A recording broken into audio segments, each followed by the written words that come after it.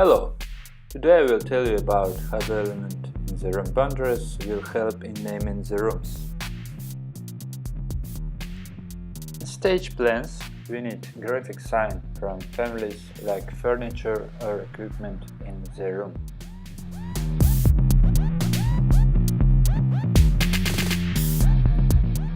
I want to simplify this process by creating a small script that will determine the name of the room. Depending on that, we put there.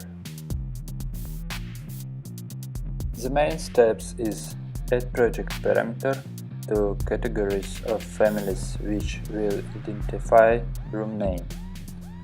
Place elements in boundaries of required rooms. After placing, run script and it set names to rooms.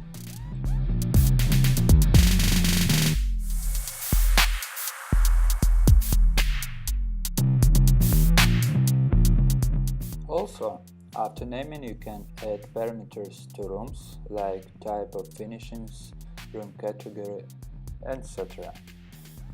I hope this idea was useful for you. See you on the air. Goodbye.